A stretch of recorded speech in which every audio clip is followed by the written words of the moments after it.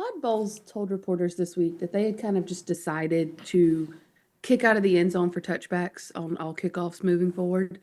Um, how do you keep your guys vigilant in case they like use that as a ploy, I guess you could say, and do kick one off normal? And have you heard, just separate from that, have you heard of a team since the new kickoff rules were employed of kind of making that decision and saying, we're only going to go for the touchback? I'd rather just go to the 35 all the time. They're not the only ones. We don't have to start a list here, but you have to prepare for every kick throughout the game, no matter what. Even if a team has decided to go for a touchback, last week the last kickoff of the game was going to be a touchback kick to us, and it wasn't. You have to be ready for that, even if the kicker is in his kind of like touchback alignment. Have to be ready to go. You never know what's going to happen to the conditions of that particular kick. That's always been the case. That's like the old school. You put the hands team out there and then they kick it deep. You have to be kind of ready on all the special teams plays for all the possible outcomes. If you've had 4 or 5 in a game, the guys kind of get in that mode. So that's the last reminder on the way out there is like, this is the one. There's because of this or that or some kind of reason to keep the guys kind of the bell moving in front of the cat. You got to keep them entertained and then say, you never know, because you never know. Their intention was to kick touchbacks against Miami, it appeared, and then all of a sudden there was a return that was a big play for Miami that kind of changed the game on them last week on one that was not a touchback. So I have to be ready for that as well. Awesome. Thank you. Sure. We'll go with David Newton, followed by Joe Person. I want to ask you something about that as well, Brad. Why? Sorry, give me again. I'm sorry. I want to ask you, why did they do that, you think? A statistical choice for them. The average drive start has been creeping towards the touchback point throughout the season, especially here at the end of the year.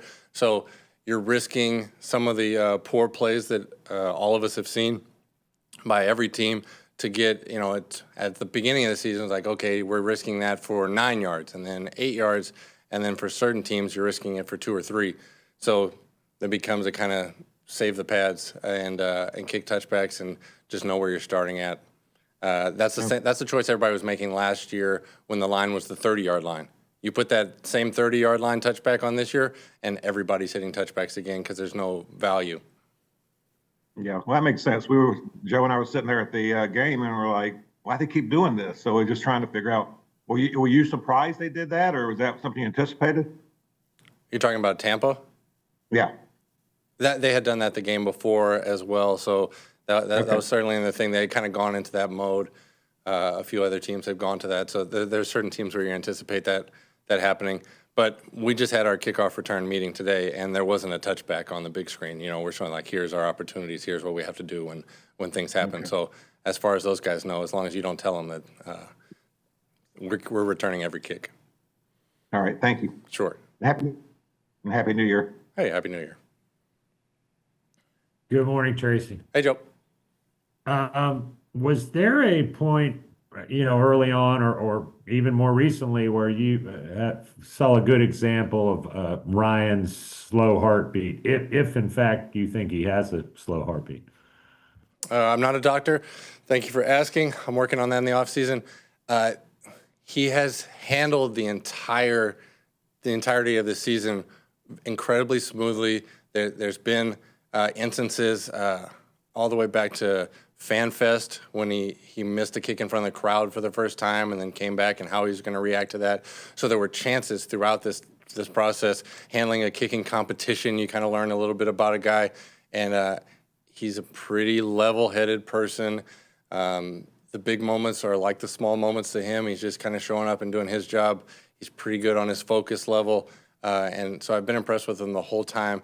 But you've spoken to him enough. That's sort of how he is anyway. He reacts after the games, whether he's kicked 3 field goals or none, in the same way. So he's just continued to be that throughout. Been really impressed with him the whole time. And there were a handful of kickers that seemed to be the 4 or 5 guys in this past year's draft. What kind of made Ryan stick out for y'all? I liked his experience at Florida State. He had gone through a season where he had a struggle with a change in technique and went back to it, to how he's kicking now and recovered from that. So he had kind of gone through some adversity and recovered. He had his senior year, his last year there, he had 13 total field goal attempts. So that's a guy who has to stand over there and every kick is the kick for a whole year. He's about to go, he's not. He's about to go, he's not kind of thing. He had a low attempt year and did really well. I think that's particularly challenging. You know, you get ranked below the guys that had 27 makes or whatever in a college season, but that's not nearly as stressful as you're getting one, maybe a half kind of thing for a whole year. So I enjoyed that part of it. It was nice getting to meet him, and then he kicked well. We're still kind of judging who makes them and who doesn't. He's been open to learning, all those things, no complaints. Thank you. Sure. Darren Gant, followed by Alex Sitlow. Tracy, you had Samac out there on kickoff return last week. What's the advantage of putting a bigger body in that situation, and how much experimentation can you do week to week, through the year? Certain matchups help. Nick is a fantastic athlete, has innumerable talents, not all involving chili dogs, but he gave us an option there as a backup lineman to have a different look on kickoff return. It's challenging to practice it. You don't practice it live as you see during the week, so your practice comes in the games, and Nick got better throughout the game at that because that was really his first run at it. We had kind of jogged at him with a guy without pads on the week, but thought he could do it. Showed him videos. There's other teams that have some offensive linemen out there. It's not totally unique to us there. So when we have the right return scheme coupled with the right kickoff team, we're open to everybody. I haven't had a guy on this team tell me no when it's time to go for something, and Nick was all in the whole way.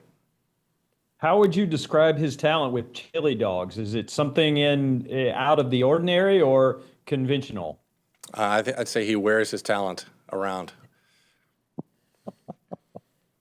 Thanks, Tracy. No problem. Nice to see you. What's up, Tracy? Oh, and NASCAR doesn't run with snow tires. I mean, the return of Alex is unbelievable. We're back. There's no snow in Charlotte. There it is. I wanted to ask about Trevor Etienne. Sure. He had a couple splash plays in the punt return game in Seattle. Seems like that he's growing as a punt returner. What would you credit that improvement to? His development has been remarkably linear. He just gets a little bit better over the course of this season. There hasn't been a jump and a dip because he is just working at it methodically. He is, after every single practice, getting his catches. He is hyper-focused on his job. So he's done a good job. I'm so excited for the success that he's starting to have in the return game. He's returning tough. He's figuring it out. He can really see. And then he's become, the biggest part for us is he's become, over the course of the season, really secure with the ball. And that's choice A. That's why you get to be back there. Forgive me for the obvious question, but like how much of it is just a learning the machinations of being a punt returner in the NFL? I imagine it's different than at the college level. It's one of the harder things to do. The NFL, you get a different level of punt. Obviously, a lot of the college punts are bouncing to you, lower hang time. This is a different sport when it comes to that. The rules are completely different, so you're seeing something different. So he's adjusted to that, and then it's just the starting block for him was just catching the ball reliably. And we saw a season full of left-footed punters, right-footed punters, rugby-style guys, all that, one at a time as learning guys. He's now getting to the point where he's seen, this is the third punter that he's seeing for the second time.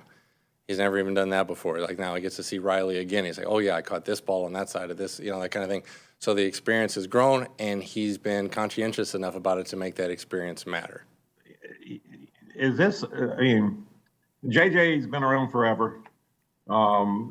Is there a point where his skills, where you would look at moving on? I know a few years ago the Panthers brought in a guy to try to compete with him and maybe replace him, but how long can he do this, and how valuable is it to keep him on doing this? Oh yeah, thank you for asking. That was the announcement I was supposed to make before here. David, he's doing great. He's having an unbelievable season.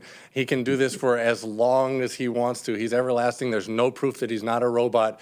Nobody knows that he is not AI. We're just going to go forward to the end of time. as far as I'm concerned. Feel free to put that wherever you want to type it. But no, I'm just curious. I mean, there is a time limit at some point. I mean, they tried to replace him a few years ago, it seemed like. So, yeah, there's- I'm total indictment on that decision. No way. JJ wards off all challengers.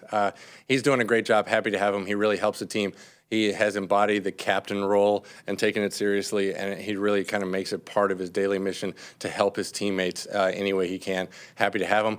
Cool to have him in this kind of big game experience. We're getting to the time of the season where some of the guys, maybe their eyes get a little big. It's kind of showtime, and JJ's ready to go with a story or four about each thing.